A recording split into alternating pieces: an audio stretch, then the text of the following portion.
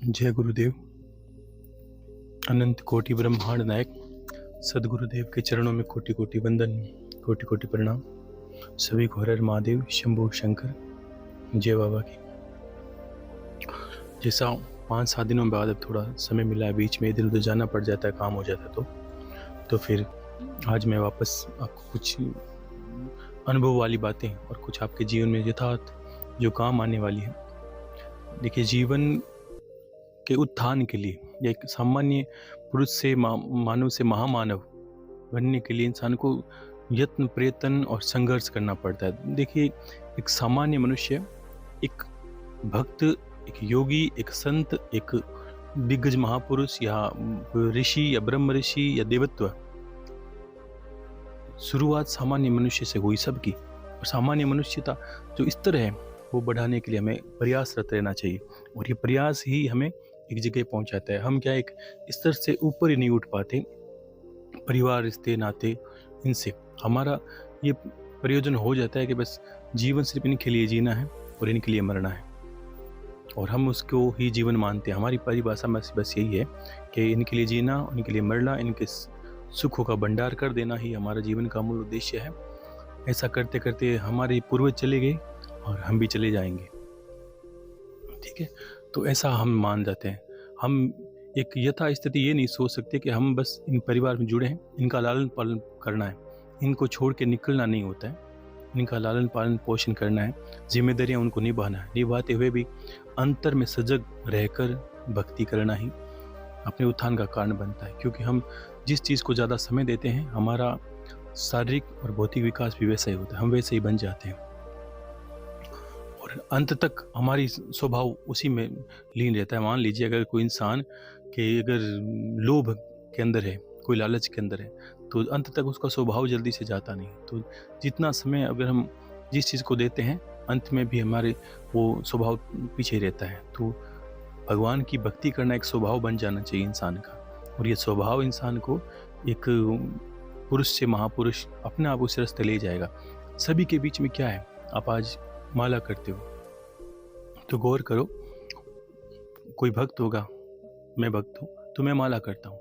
कोई गुरुदेव जैसे ऋषि है, बड़े ज्ञानी है, परम पिता है, वो माला करते हैं। जिनको हम देव पुरुष, आपने देखा कि महादेव हैं तो महादेव के हाथ में माला है, देवी है तो उनके हाथ में माला है, नारायण है, कोई भी देवता, ब्रह्मा विष्णु महेश, कोई भी यत्न प्रयत्न से सब माला के हाथ में पकड़िए। वो माला हमारे पास भी है। तो ये दिखाते क्या है, ये स्वरूप क्या दिखाता है कि आपको माला फेरनी नहीं, ये दिखाता है कि माला वहां तक काम करती है, एक सामान्य स्तर से वहां तक काम करती है। आप कितना फेरते हो या आप कितना उस पर ध्यान देते हो, वो आप पर निर्भर करता है। वो ध्यान करते हैं, आप ध्यान करते हो। वैसे वैसे हम क्या करते हैं, यत्न प्रयत्न थोड़े थोड़े दिनों में थक जाते हैं और छोड़ देते हैं, जिम्मेदारी से भाग जाते हैं। परिवार की जिम्मेदारी निभा नहीं सकती, क्योंकि बहुत लोगों को मैंने देखा है कि चोगा तो बदल लिया, रंग बदल लिया, रूप बदल लिया, लेकिन स्वभाव नहीं बदल पाए। स्वभाव वही लालच का लालच रहे, वही लोभ, वही काम, वही क्रोध। वो कि विद्या ददाति विनयम, अगर विद्या है और विनय नहीं है, अगर लोभ, लालच, अहंकार, भोग वैसा ही है, तो आपकी विद्या फलित भी नहीं है। कहाँ है विद्या है? लेकिन विद्या प्राप्त कैसे होती है? देखो, कुछ विषय मैं आगे 2 दिन के बाद भी कहूँगा, लेकिन एक थोड़े विषय आपको बीच बीच में बताता हूँ, जो सार तो गढ़ी रहित होता देवड़ा है। तो बाकी आपके मूल बताता हूँ। देखो, एक सबने आपने बातें सुनी है कि भगवान शिव ने दक्ष यज्ञ का विध्वंस किया। ये बात अभी कंठस्थ आ गई गले पर, तो मैं आपको बता रहा हूँ। जब भगवान शिव ने दक्ष यज्ञ जो है विध्वंस किया, माता सती के देह का नाश होने के बाद में, क्रोध में आकर वीरभद्र के रूप में, तो आपने देखा कि जब ब्रह्मा, भगवान ब्रह्म है, ब्रह्मा जी, उनके कहने पर दक्ष के यज्ञ को, दक्ष का जो प्रजापति उनका शिर वापस लगाया पशु का, तब दक्ष प्रजापति ने, ये सब बातें आपने सुनी है, लेकिन जो नहीं सुनी वो बात बताता हूँ कि दक्ष प्रजापति ने वापस भगवान की स्तुति की और क्षमा मांगी उस पशु के शीश के साथ। तो भगवान ने एक बात बहुत अच्छी कही।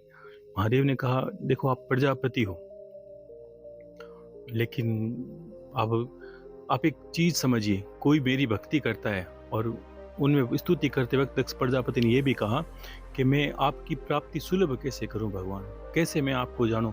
और मैंने तो जो अभी तक जो आपके स्वरूप को जाना है वही जाना है कि आप एक बिना नियमों को मानने वाले देवता हो, भूत प्रेतों से घिरे रहते हो, अजीबोगरीब योनियां हैं आप में समाई लेती है, शमशान में वास करते हो, रहना सहना आपका अमंगल सा दिखता है, एक सामान्य पुरुष का काम का ही नहीं।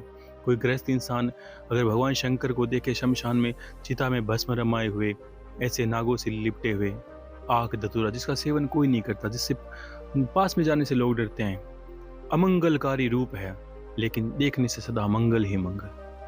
अब ये मंगल का स्वरूप मैं आपका कैसा जानूं प्रभु? मैंने आपके अमंगल का स्वरूप चिंतन किया है और मैं उन्हीं में देखता हूं, वैसे आप लगते हो।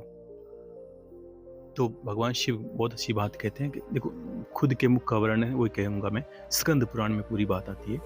तो कहते हैं कि भगवान शिव ने कहा कि प्रजापति, मुझे प्राप्त करने के लिए इंसान यत्न परितन करता है, देवता भी करते हैं, क्योंकि अब महादेव है तो स्वतः ही बड़ी बात है कि देवता भी यत्न करते हैं उनको प्राप्त करने के लिए, उनकी कृपा प्राप्त करने के लिए। वो क्या करते हैं? तो 4 तरह के, भगवान ने कहा 4 तरह के भक्त हैं जो मुझे पाने का प्रयास करते हैं। ये स्कंद पुराण का वर्णन है और इस महीने में स्कंद पुराण की बात सुननी भी चाहिए, बहुत गुणी है। इसी महीने की बात होती है वो स्कंद पुराण की। तो कहते हैं कि तो भगवान ने कहा एक आर्किक, जो इंसान शारीरिक थोड़ी पीड़ा से परेशान हो, वो जाके भगवान की भक्ति करता है और बदले में कृपा हो जाती है। मान लीजिए कोई भी भक्ति, कोई भी किसी भी देवता के हम करते हैं, भक्ति के वर्णन बताएं। और दूसरा, कोई इंसान आके जिज्ञासु भक्ति करता है, भगवान कैसे हैं देखना चाहता हूँ मैं, भगवान कृपा देखना चाहता हूँ मैं, करके देखता हूँ होता है कि नहीं होता, मैं प्रयास करके देखता हूँ। वैसे जिज्ञासु भक्त, सिर्फ जिज्ञासा है उनको, अपने काम नहीं निकले या नहीं हो तो वो आगे चले जाते हैं, क्योंकि उनकी जिज्ञासा बस भक्ति है। वो भक्ति का स्वरूप ही नहीं जानते, ना वो भक्ति कर पाते हैं। तो दूसरे के ये हो गए। तीसरे स्वरूप में कहा कि आर्थिक, क्या कि कुछ लोग ऐसे समाज में आपने देखा होगा कि पैसे देके यज्ञ करवाना, पैसे देकर वो करवाना, पैसे देके वो करवाना, वो अपने हाथों से कुछ करते भी नहीं है। वो सिर्फ ये सोचते हैं कि एक यज्ञ, कुछ पंडितों को बुलाया, यज्ञ करवाया, उसका कल्याण निश्चित है। उन्होंने बुलाया, जाप करवाया, निश्चित है। उन्होंने बुलाया, भजन कीर्तन करवाया, हाँ करवाने चाहिए, लेकिन वो हाथों से कुछ नहीं करता, सिर्फ अपने अर्थ के बल पर सब काम करवाने की कोशिश करता है। आपने ये विषय आगे नहीं कहूँगा, लेकिन यह समझिए कि त्रिशंकु की बात सुनी होगी। भगवान राम के पूर्वज थे, उन्होंने जीवन में यही कार्य किया था, लेकिन फिर भी उन पर देव कृपा नहीं हुई, क्योंकि उन्होंने कहा मैंने सब कुछ किया जो लिखा है। तो भगवान शंकर भी ऐसा कहते हैं, जो आर्थिक, वो अपने अर्थ के बल पर सब कुछ करना चाहते हैं, लेकिन कर्म में निहित नहीं है। वो चाहते हैं कि कोई छोटा सा कार्य करवा दें, ये काम करवा दें, वो खुद निहित नहीं होना चाहते और मुझे प्राप्त करना चाहते हैं। बड़े बड़े यज्ञ अनुष्ठान करवाते हैं कि भाई इससे भगवान की प्राप्ति हो जाए, भगवान शंकर की प्राप्ति हो जाए। बड़े बड़े शिव पुराण बचते हैं लोगों के, मैंने देखा कथाओं की जगह, ये कौन है, ये महाराज वो हैं, ये महाराज ने कथा बांची है, ये जजमान है, ये यजमान है, ऐसा ऐसा कर करके। लेकिन दक्ष वो भी मुझे प्राप्त नहीं कर सकते। ये तीनों जो इंसान हैं, या तीनों की तरह की भक्ति है, ये एक अपने कार्य निमित्त भक्ति करते हैं, अपनी जिज्ञासु वक्त, अपनी कामना पूर्ति करने हेतु, या अपने शरीर का कोई व्याधि नष्ट करने हेतु मेरी भक्ति करते हैं। इनको मैं प्राप्त नहीं होता। हो सकता है कृपा हो जाए, लेकिन मैं प्राप्त नहीं होता, मेरे मूल स्वरूप को वो नहीं जान पाते। लेकिन एक चौथा भक्त भी है, और वो क्या है? दक्ष, मुझे ज्ञानी भक्त पसंद है, जो तत्व से जानते हैं, कर्म में निहित रहते हैं, लेकिन मेरे मूल स्वरूप को भी जानते हैं। वो ये भी जानते हैं कि जो कर्म नाम का शब्द है वो भी मैं ही हूँ, उसके अंदर वो भी मैं हूँ, जो बाहर यजन करने वाला और करवाने वाला मैं ही हूँ। उसके सांसों में निहित अंतर परमात्मा, आत्मा के रूप में निहित मैं परमात्मा वह ही हूँ। जब वो अंतर में देखेगा, उसकी मलिनता नाश होगी, तब उसमें विकार नाश होगा। विकार क्या? एक विकार, काम, क्रोध, लोभ, मद, मोह, ईर्ष्या, द्वेष से चले जाएंगे। क्यों? कि वो मुझे तत्व से जानने लगेगा। वो जानेगा कि जिस गाय को मैं रोटी डाल रहा हूँ वो गाय मैं ही हूँ और देने वाला भी मैं ही हूँ। और तब तक, और अगर अंतर की दृष्टि में ये नहीं देख पाता तो फ़र्क क्या होता है कि वो सिर्फ ये सोचेगा मैं मानव हूँ और मैं भगवान के निमित्त धर्म कर रहा हूँ और मैं गाय को रोटी डाल रहा हूँ। ये दो हो गए। भक्ति सबकी अच्छी फलित होती है, लेकिन मुझे जो प्रिय है और जो मेरे मूल स्वरूप को जानता है, क्योंकि शिव का स्वरूप कैसा है?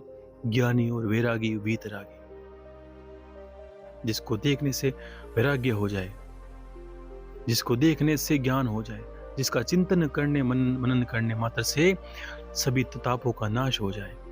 लेकिन हम पूजा भी करते हैं, लेकिन संशय भी रखते हैं। ये संशय हमारी दुर्गति का कारण है।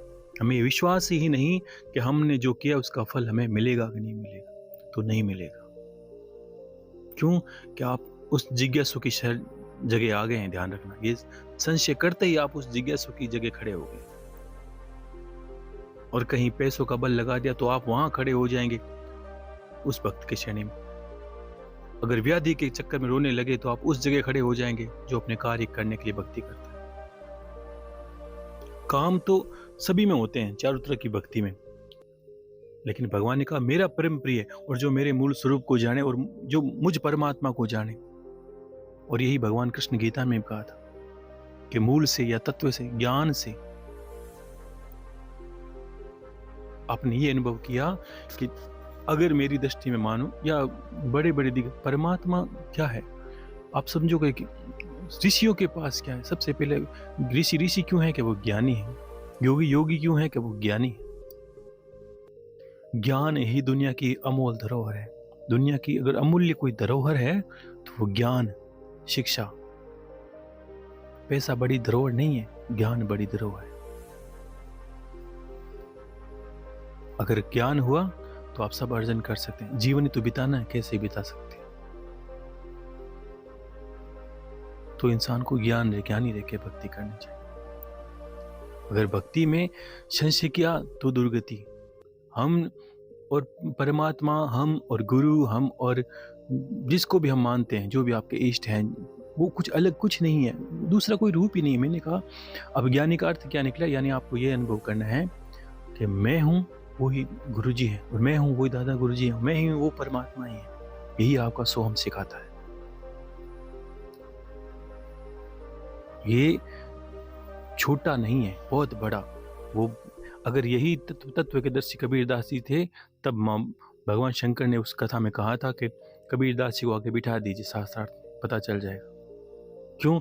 कि उसने कोई किताब भी नहीं पढ़ी है, लेकिन उसने जिन्हें किताब पढ़ी है उनको भी झुका दिया। ज्ञान मूल है, वो आपके अंदर निहित होना चाहिए। कर्म, हाँ, आप देखो ऐसे इतना जानने के बाद अगर कर्म करते हो, भगवान ने कहा ना, अगर ज्ञानी इंसान कर्म करता है लेकिन बोध करता है, बोध करते हुए ध्यान करता है, भाई बोध है। उस बोध क्यों कहते हैं? जिसको सब चीज का ज्ञान हो, ऐसा। और भक्ति कर आप नित्य अगर उठते हो, नियमावली पर देखो, थोड़ा कठिन होना पड़ता है। लोग सुबह जल्दी उठते नहीं या उठते हैं, कोई आज उठा कोई कल उठा, नियमावली नहीं आपकी कोई उठने की ना शयन करने की, तो भक्ति आपके लिए है ही नहीं। अगर आप सोचते हो कि आज उठे कल उठे, नहीं उठे कोई बात नहीं, आज पूजा की कल नहीं की कोई बात, तो आपके लिए भक्ति है ही नहीं। आप एक जिंदगी जियो जो सामान्य इंसान जीते हैं, वो जीते रहो। बीतेगी ऐसे भी और वैसे भी बीतेगी। चयन आपका है कि आप ऐसा बिताना चाहते हो। हाँ, कठिन है, देखो भक्ति कठिन मार्ग है, ये तो पक्की बात है। तो अगर घर बैठे करना पड़ता है, कितना अच्छा है और बहुत ही आसान है। अगर आप जब करते हो, आज आपको ये महसूस होगा, जब सोहम करते हो तब आपको लगेगा बीच बीच में आप हर बार दिन में सोचते हो कितनी बार सोहम याद किया। कभी आपको लगेगा जैसे 4 घंटे आपने ध्यान ही नहीं किया, कभी लगेगा 6 घंटे ध्यान नहीं किया। और जो कर्मनिष्ठ है और जिन वास्ते में जो कर्म करते हैं, उन्हें लगेगा बस अभी आधा घंटे पहले भूला हूँ, बाकी याद किया था। 20 मिनट पहले भूला हूँ, याद किया था। जितना ज़्यादा आपको याद रहता है, तो आप अनुभव कर सकते हैं कि आप उस परमात्मा को उतनी ज़्यादा पास में हैं, जितना आप क्षण क्षण उसको याद करते हैं। अगर 6-7 घंटे, 8 घंटे, 10 घंटे याद नहीं किया, तो आप समझिए उतना ही दूर हैं आप। ये 24 कदम है, 24 घंटे नहीं, 24 कदम है। आप कितना याद करते हो, कितनी सांसों पर ध्यान देते हो। सांसें तो चलती है, आप कितनी बार साथ में रहते हो।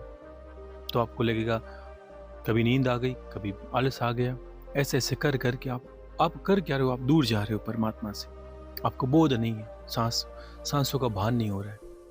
कभी आपको लगेगा, जैसे ये अवस्थाएं हैं बीच बीच में, जैसे लगता है कभी कभी माताएं बहनें ऐसा अनुभव करेगी कि सोम करते करते जैसे निद्रा आ गई, ध्यान चला गया। कि एक ध्यान की अवस्था, एक निद्रा अलग होती है, एक ध्यान की अवस्था। उसमें आपको पता रहता है कि मैं सोहम कर रहा था, मुझे नींद आ रही है और मैं गहरी नींद में जा रहा हूँ, शून्य में जा रहा हूँ धीरे। वो समाधि अवस्था है। धीरे धीरे आपको ये भान होगा। और एक ऐसा होगा जैसे बस नस लटक गई, मर रहे हैं हम, वो भी अवस्था है। वो अवस्था नहीं है, वो गलती है। आपका होश खो रहा है। होश में रहिए, जब बैठे तब होश रखें। शरीर में पूरी सुन जाओ, शरीर सुन हो जाता है पूरा, ऐसी अवस्था है। शरीर में लगेगा जैसा कुछ जान ही नहीं है, कोई प्राण ही नहीं है। तो क्या वो सोहम आपके जो शरीर के स्तर हैं उनको नीचे जितना ज़्यादा स्तरों को पार करेगा, एक भौतिक है, एक जो कर्म जो शरीर है, 7 तरह के शरीर बताए हैं, उनमें नीचे नीचे आत्मा है, वहाँ तक ले जाएगा धीरे धीरे धीरे धीरे। वैसा करके कितना आसान तो जिंदगी को आपने बना लिया है। आपको ज़्यादा उनमें रहकर अगर ऐसा बोधि इंसान जो नित्य सोहम का अभ्यास करे, ध्यान करे और ईश्वर का मनन चिंतन करे, चिंतन करना है और फिर कार्य करे, भक्ति करे, धर्म करे, जो भी करना करते रहे, वो इंसान बहुत जल्दी अपने पथ पर चलते हुए परमात्मा की प्राप्ति कर लेता है। क्योंकि वो उस चौथी श्रेणी का भक्त है जो ज्ञानी है। वो जानता है ज्ञान से किस तरह ईश्वर को प्राप्त किया जाता है। और भगवान ने कहा मुझे वो परम प्रिय है। वो जिज्ञासु नहीं है, उसे पता है मेरे रास्ते पर रवाना हो गया और मैं उसे मिलूंगा, ये निश्चित है। क्योंकि जिस रास्ते पे कोई इंसान चलता है उसकी मंजिल जरूर है, ये पता है। अगर आप कहीं भी, अगर किसी भी दिशा में रवाना हो जाओ तो कोई गांव आएगा, कोई मंजिल जरूर आएगी वहां ना। जिस रास्ते में रवाना हो गए वहां कुछ आएगा। अगर भक्ति में रवाना हो गए तो निश्चित ही परमात्मा मिलेंगे, इसमें कोई दो राय नहीं। ये संशय होना ही नहीं चाहिए इंसान को। संशय से पार जाएंगे तब परमात्मा की प्राप्ति करोगे। ठीक है, तो ऐसा ध्यान रखना आपको मंत्र जप करते हुए।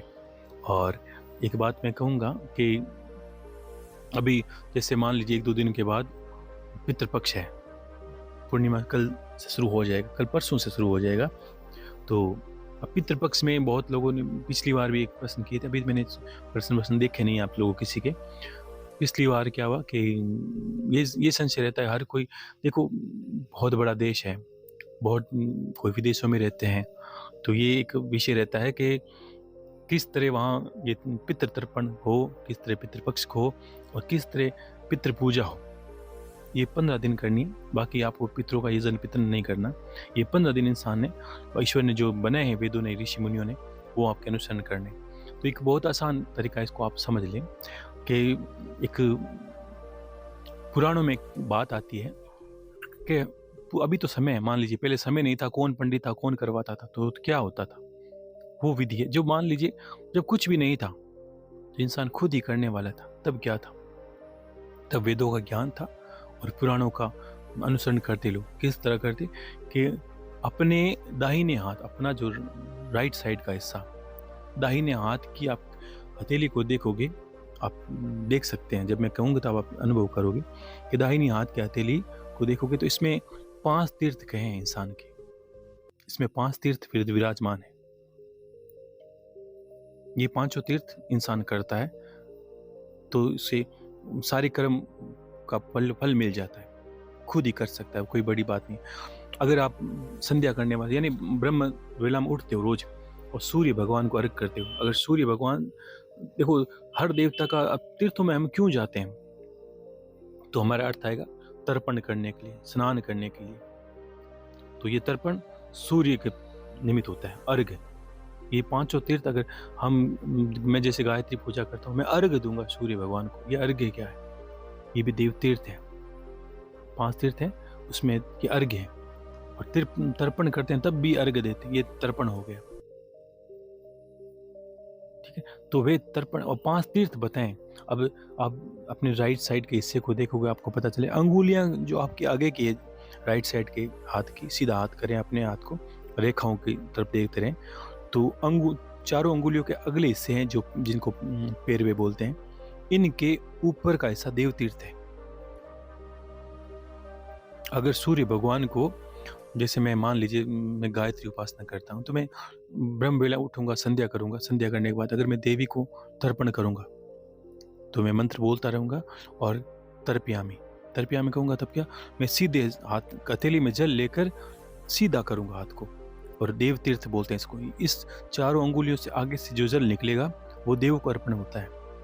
जिस देवता के आप अर्घ्य करते हो, सूर्य भगवान का या किसी भी देवता का, उसको देव तीर्थ कहा है। किसी देवता को अगर जल देते हैं इस तरह दिया जाता है, वो जल आप देते हैं तो देव को प्राप्त हो जाता है। आपको कहीं तीर्थों में जाने की आवश्यकता नहीं, क्योंकि इसको देव तीर्थ कहा है। कहीं भी बैठा रहे, अगर इस तरह, अगर वो पहली बात तो जानना चाहिए। आज जैसे आपने बोला, आपको अनुभव होगा कि हाँ गुरुदेव हम करते हैं, लेकिन करते हैं से आपको ये अनुभव प्राप्ति नहीं होगी जो अब होगी। क्यों? कि अब आप जान गए हो भगवान का ज्ञान की बात। अब आप जान गए हो, आपको ज्ञान हो गया है कि हाथों से आगे आगे इस अंगुली से जो जल देते हैं, अर्घ्य देते हैं भगवान को तर्पयामि कहकर, तो वो सीधा सीधा देवों के पास जाता है, जिस देवता का आप अर्घ्य देते हो। और अगर सूर्य उपस्थिति में उसी वक्त दे तो मतलब परमात्मा जैसी बात है कि इंसान को बहुत बड़ा यज्ञ की प्राप्ति होती है। तो उसको कहा देव तीर्थ। ठीक है। और दूसरा तीर्थ आप देखिए, आपकी जो तर्जनी अंगुली है, पहली अंगूठे के पास में, हाथ वही राइट साइड का, अंगूठे और तर्जनी अंगूठे के पास वाली अंगुली, तर्जनी अंगुली के अंत में अंगूठे के पास वाली जगह, अगर इस तरह हम जल देते हैं, कोई गिराते हैं, आपने देखा जब पितृ तर्पण होगा तो पंडित है जो आपको इसी तरह विधि बताएगा कि हाथों में जल लेकर अंगूठे के पास से और तर्जनी के बीच में जस्ते से निकलेगा जल, तर्पयामि, ओम पितृ देवताय नमः तर्पयामि।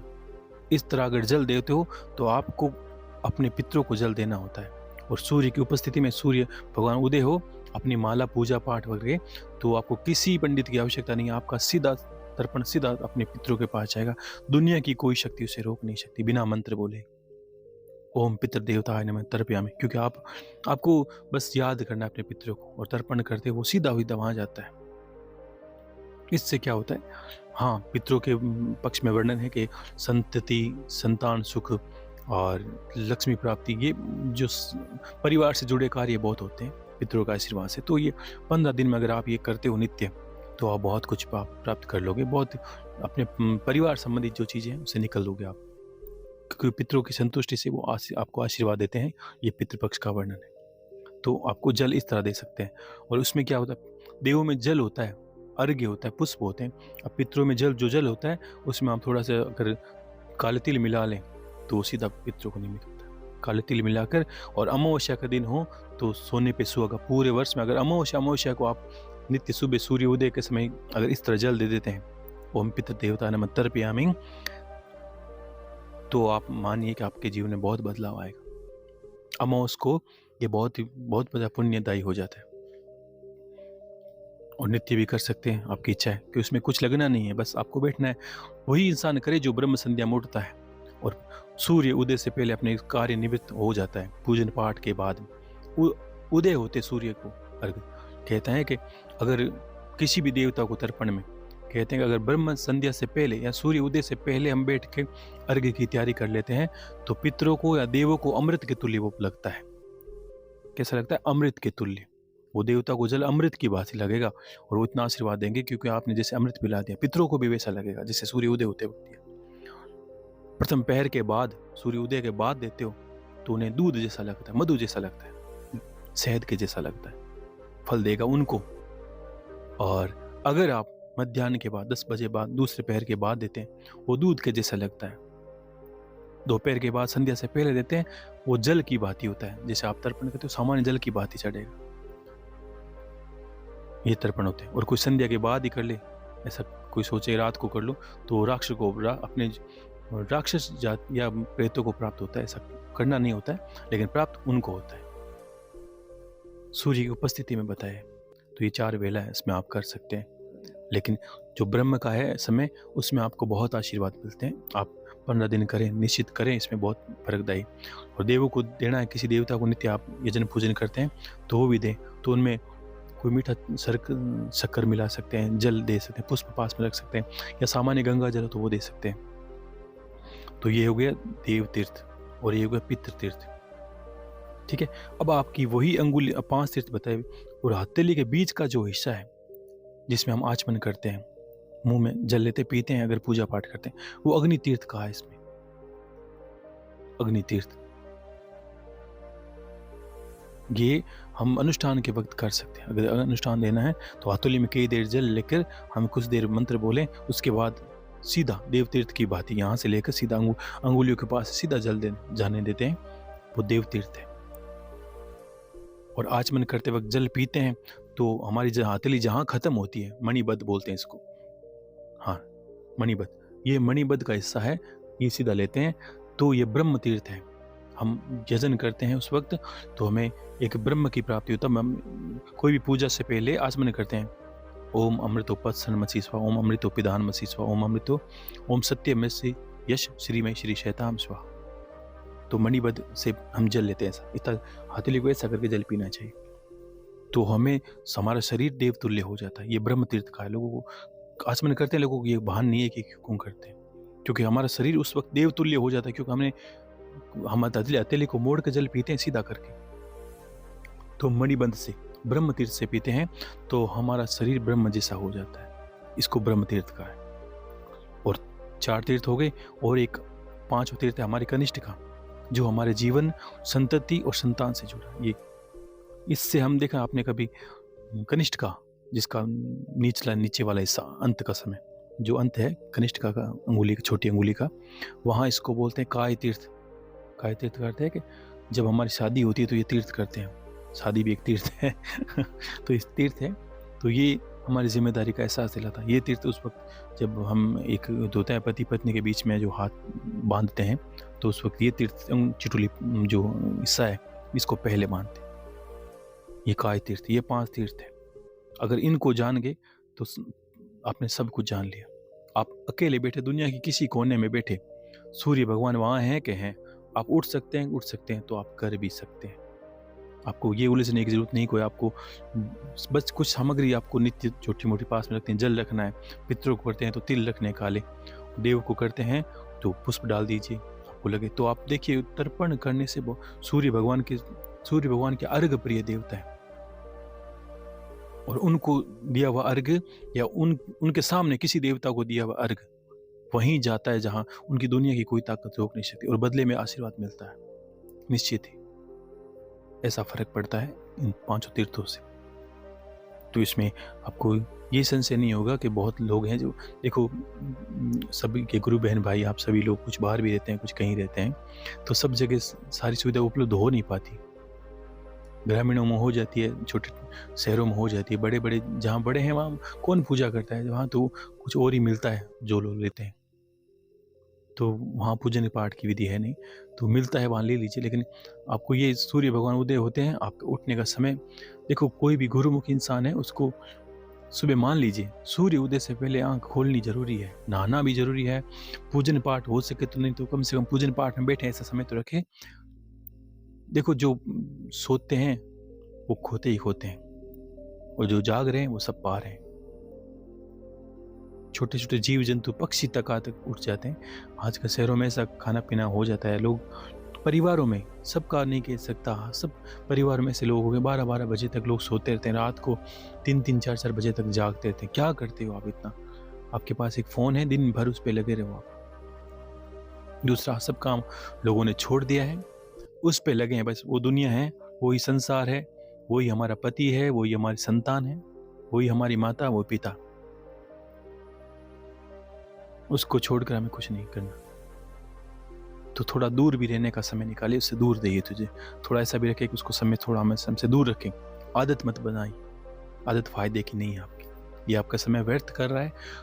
दिन भर जो फ़ोन चलाते हैं वो लोग ऐसा सोचते हैं कि समय नहीं मेरे पास बिल्कुल भी, और मैंने देखा है लोग गाड़ी चलाते वक्त भी फ़ोन पर लगे हैं, और वो भी चला रहे हैं, कुछ रास्ते में अगर सफ़र कर रहा है, पैदल चल रहा है, वो भी आंखों पे फ़ोन, उसको पता ही नहीं सामने गाड़ी आ रही है नहीं आ रही। ऐसा कैसे संतानें हो गई लोगों की पता नहीं।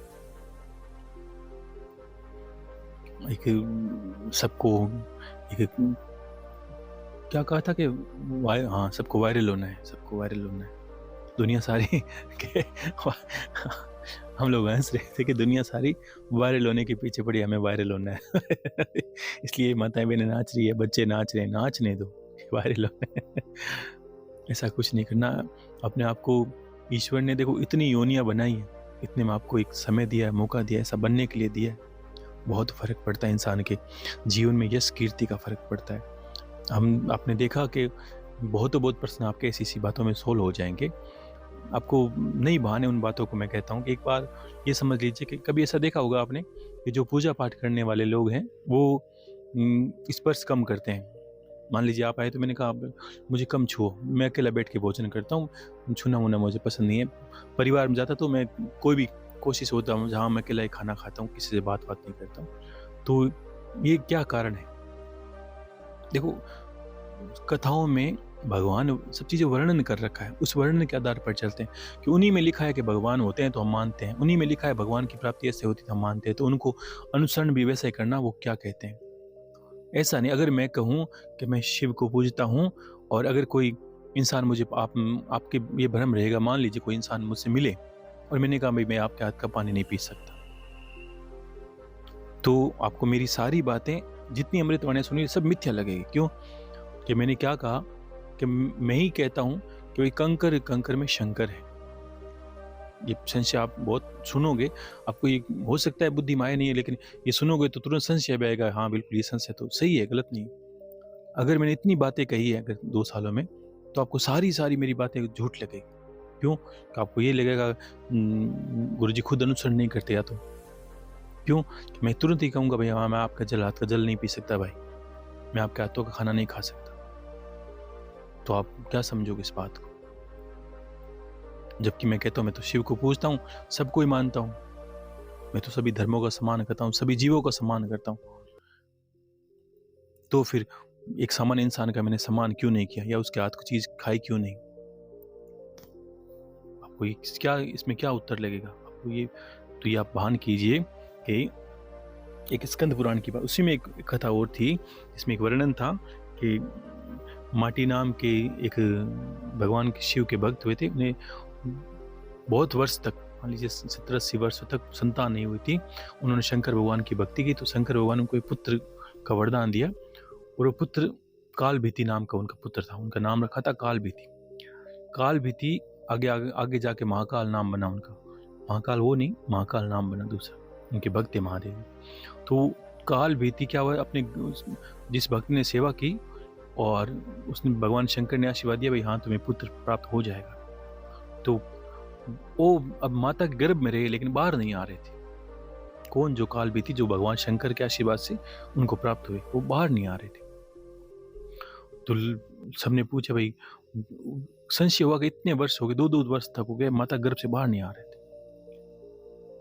कारण क्या था कि वो कालभीति नाम उनका बाद में पड़ा। तो क्या इसलिए वो नहीं बाहर आ रहे थे? वो बोलने लगे थे गर्भ में कि मुझे मौत से डर लगता है, मैं बाहर नहीं आऊंगा, क्योंकि जन्मूंगा तो मुझे मरना पड़ेगा। कितनी बड़ी बात है। तो इसलिए बाहर नहीं आ रहे थे, उनके काल का डर लगता है, क्योंकि जन्म के साथ मृत्यु भी आती है। और तो फिर भगवान शंकर से उस भक्त ने आशीर्वाद निमित्त मतलब ये आग जो कृपा प्राप्त करी, ताकि उसको निर्भय करके भगवान शिव ने अपने गणों से उसको निर्भय करवाया, वचन दिलवाया, तब जाके उसने जन्म लिया कि हाँ भाई हम आपकी रक्षा करेंगे, आप बाहर आओ, आपको मरने नहीं देंगे। तो कालभीति का जन्म उसके बाद हुआ, तब उसका नाम कालभीति पड़ गया, क्योंकि काल से उसका भय था, डरता था। अब फिर भी उसे डर लगता था जन्म होने के बाद। तो कालभीति, देखो भगवान शिव से जो संतान प्राप्त होती है आशीर्वाद से, वो भक्त बनता है निश्चित तौर पर ये, क्योंकि भगवान शिव का है ही ऐसा वर्णन जो आदिदेव है, महादेव है। अब उनके आशीर्वाद से कोई किसी को संतान प्राप्त होगी तो सामान्य हो नहीं सकती, वो भक्त विचित्र होगा। देखो कुबेर नहीं थे, एक गरीब ब्राह्मण थे। वैसे ही बहुत मिलेंगे आपको, घंटाकर्ण वीर जैसे, मणिभद्र जैसे, और आपको नंदी जैसे। तो ये सब है क्या, कैसे बने? शिव की जिसने आराधना की उसको कुछ बड़ा ही मिला, देवत्व मिला। लेकिन आपको संयम होना चाहिए, क्योंकि वो नाम है उनका शिव है, वो आंखें नहीं खोलते। ये आपको भी ध्यान रखना चाहिए कि जिसकी भक्ति पकड़ी है वो आदमी, वो देव थोड़ा विचित्र है, वो आंखें नहीं खोलता जल्दी से। अब उसकी आंखें खोले तब आपको इंतजार करना है, उसके बाद वो कुछ नहीं छोड़ेंगे देने में। ऐसा नहीं हो कि 2 दिन भक्ति करें, हे महादेव आपका नाम तो औगड़दानी है प्रभु, आप विलम्ब क्यों कर रहे हैं? वो नहीं, उसकी आँखें उनकी खुलेगी तब आपको वो ये बोलने की ज़रूरत नहीं पड़ेगी कि वो बोले हैं कि वो औगड़दानी है। तब काल भीति ने क्या हुआ, जन्म के बाद थोड़ा समझ पकड़ी और पकड़ते भक्ति करी। काल भीति ने 100 वर्ष तक बील पत्र के नीचे अंगूठे पे खड़े होकर 100 वर्ष तक भगवान शिव की पूजा की थी, आराधना की थी। 100 वर्ष तक शिव मंत्र का जप किया था। कितने होते हैं 100 वर्ष? और बील पत्र के जड़ों के पास खड़े होकर अंगूठे पे। तो अंत में देखो विषय वही आएगा जो बता रहा हूँ। तो अंत में महादेव एक रूप में आए, एक सामान्य इंसान के रूप में आए उसके जीवन, आके एक घड़ा जल का भर के लेके आए। उन्होंने जल देखो, हाँ एक बात और, इन्हें 100 वर्ष साधना की थी, अन्न को छोड़ा और जैसे जैसे साधना में प्रवीण होते गए जल को भी उन्होंने त्याग दिया था। कुछ समय अन्न छोड़ा, अन्न छोड़ने के बाद शरीर जैसे ढलता गया साधना में तो उन्होंने जल भी छोड़ दिया। तो सामान्य इंसान के रूप में एक, मान लीजिए कोई ग्वाले या किसी भी इंसान को, तो वो जल लेकर आए और काल भीति से निवेदन किया कि महाराज ब्राह्मण, आप ब्राह्मण थे, आप बहुत बड़े लगते हो, तपस्वी लगते हो, आप थोड़ा जल पी लीजिए। उन वक्त काल भीति ने जल पीने की इच्छा थी, लेकिन उन्होंने क्या कहा, मैं भाई तुम्हारे हाथों का जल नहीं पी सकता। वो सामान्य इंसान कौन था? वो शंकर भगवान थे। अब अनुभव करोगे कि क्या बात हुई थी। तो कहा मैं तुम्हारे हाथों का जल नहीं पी सकता। कौन काल भीति कहता है? शंकर भगवान से कहता है, जो सामान्य इंसान के रूप में आए उसके सामने जल लेकर। तो उन्होंने कहा भाई आप शिव जी की पूजा करते हो। कौन पूछ रहा है? शिव जी पूछ रहे हैं, और आपके प्रश्नों के उत्तर इसमें मिल जाएगा। मैं क्यों नहीं बता रहा हूँ ये बात, कि भगवान शंकर उससे पूछ रहे हैं कि आप शिव जी की पूजा करते हैं, आपको पता होना चाहिए कंकर में शंकर है, सब इंसानों में शंकर है, तो आप मेरे हाथों का जल क्यों नहीं पी रहे हैं, बताइए। तो काल भीति ने जवाब दिया। वो जवाब महादेव को नहीं, सब देवताओं को मान्य है, इसलिए ऋषि मुनि ऐसा करते हैं। कि वो क्या करते हैं, उन्होंने कहा कि हाँ मैं जानता हूँ कि सब शिव का अंश है, या सब देवत्व है, सब देवताओं का अंश है। इसमें इस संसार में कण कण में शिव है, ब्रह्मा है, विष्णु, जिसको भी आप नाम देते हो वो एक ही है। आपके अनुसार उनके 5 मुख है, आपके अनुसार उनकी पत्नी, ये सब नाना रूप है, मायावश होकर ये अलग अलग हो गए सब कुछ। किसी को पूजो, शिव ही शक्ति है, शक्ति ही शिव है, शिव ही हरि है, शिव ही हर है, ऐसा भान होना। अब अगर आपके इष्ट हरि है तो भी आपको संशय कभी नहीं जाना कि मैं शिव का वर्णन कर रहा हूं तो आप शिव को पूजा नहीं, सभी है। आप बोलिए हरि ही शिव है, ये देवी ही शिव है, ऐसा भाव आपका होना चाहिए। तब वो काल भीति उनको देखो ज्ञानी थे, और क्या जवाब दिया कि हाँ मैं जानता हूँ भाई आप एक सामान्य इंसान हो, और मैं आपके हाथ का जल नहीं पी सकता, और ये भी जानता हूँ कि आपके अंदर भी भगवान का वास है, मेरे अंदर भी भगवान वास है, चराचर जगत में भगवान का वास है, और मैं आपके हाथों का जल इसलिए नहीं पी रहा हूँ। देख लीजिए, सोना और सोने के आभूषण, खरा सोना और खरे सोने के आभूषण, और एक मिलावटी सोना और मिलावटी सोने के आभूषण में फर्क होता है कि नहीं होता? किसने पूछा? काल भीति ने पूछा। किससे पूछा? शंकर भगवान से, जो सामान्य इंसान बन के आए थे। सामने वाला ज्ञान दे रहा है महादेव को, देख कितनी बड़ी बात है। तो उन्होंने कहा फर्क है कि नहीं? तो महादेव ने कहा बिल्कुल फर्क है। मैं नहीं जानता कि आपके पिछले जीवन के गुण क्या क्या हैं। मैं नहीं जानता कि आप कैसे कर्म करते हो। मैं नहीं जानता कि आपके जीवनों के पीछे कैसे कैसे कर्म छुपे हैं। तो मैं सीधा आपके हाथों के जल कैसे पी लूं? आप जानते हो कण कण का अर्थ है कि ऊर्जा, भगवान एक ऊर्जा के रूप में जीवित है। आपको ये भी पता होनी चाहिए ऊर्जा भी 2 भी प्रकार होती है, सकारात्मक और नकारात्मक। मैं नहीं जानता आपके विचारों में कैसे विचार है, कैसे आप भावना रखते हो लोगों के प्रति। तो मैं अगर खरे सोने में थोड़ी खोट मिल जाए तो क्या वो खरा रहता है? कौन पूछता है? काल भीति पूछता है महादेव से। तो महादेव ने कहा नहीं रहता, बिल्कुल नहीं रहता। इसीलिए महानुभाव, मैं आपके हाथों का जल पी नहीं सकता। ध्यान रख, मुझे पता आपके अंदर शिव है, लेकिन मैं ये जानता हूँ शिव है कितने, सोना यानी सोना खरा है कितना, वो मैं नहीं जान सकता। और आप में मिलावट कितनी है वो मैं नहीं जान सकता। अगर आपकी मिलावट मुझ में मिल गई तो मेरा खरा सोना है ना, जो वर्षों वर्ष साधना किया हुआ, वो सारा खोटा हो जाएगा, कोई उसे खरीदेगा नहीं।